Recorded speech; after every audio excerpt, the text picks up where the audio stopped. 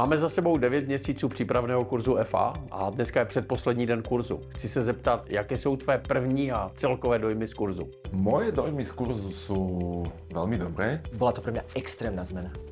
K dobrému. Že aj som trošku smutný, že to končí. Celý ten prípravný kurz mi úplne zmenil to fungovanie v mojej práci. Ja som išla s nejakými očakávaniami, že sa niečo dozviem odborné a to sa mi teda splnilo vrchovato. Bolo to oveľa viac obohacujúce v porovnaní teraz s vysokou školou. V čem ti kurz nejvíce pomohl? Sebavedomie mám vyššie. Najviac som zmenil pri investíciách, lebo tam som bol strašne nastavený moc rozmýšľať a tuto to proste už to ide samé, už presne viem, ako to nadstaviť a vôbec to nekomplikovať, taká tá jednoduchosť. Mám takú istotu, že keď sa bavím s klientom, tak viem, o čom točím, vidím to tak viacej do hĺbky, viem čítať tú históriu. Vezmem si pero, papier, sedím s klientom z tvárou v tvár a píšeme si.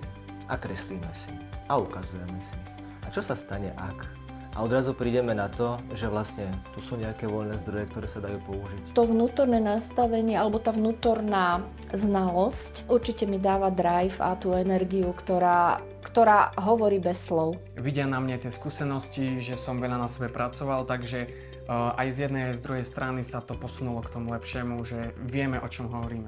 Když se podíváš na tvoje průměrné pravidelné měsíční úložky anebo jednorázové investice, změnila se ta čísla nějak v průběhu kurzu nebo po kurzu? Práve teraz mám zážitok posledný týždeň, že sa mi ozvala klientka, kde budeme riešiť investíciu 3 až 4 tisíc eur mesačne. Štandardný môj klient sa pohyboval niekde na úrovni vyšších desiatok eur mesačného vkladu.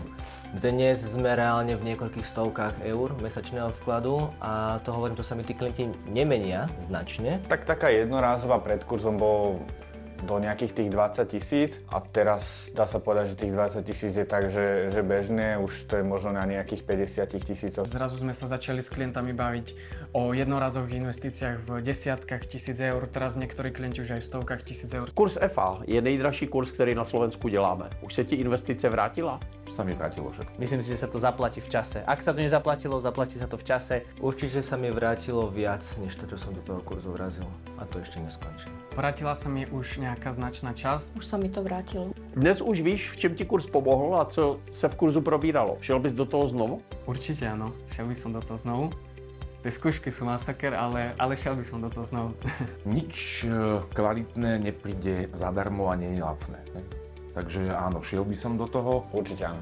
Hlavne pre mňa ako človeka, ktorý pracuje non-stop s klientmi, tak je takéto uistenie v tom, že ako to robiť správne, či to robím správne. Komu bys kurz doporučil? Každému, kto to chce robiť odborne, zodpovedne, komu na klientovi záleží. Ktorí majú nejakú štruktúru a hlavne sú zameraní klientsky. A aby vedel, že každý krok, ktorý spraví, tak vie, kvôli čomu to robí a že hlavne tých klientov dovedie do toho úspešného cieľa. A ono by to bolo úplne super, keby to bolo nejako zákonom stanovené. Kto chce robiť finančného sprostredkovateľa, poradcu, tak si tým musí sakra prejsť.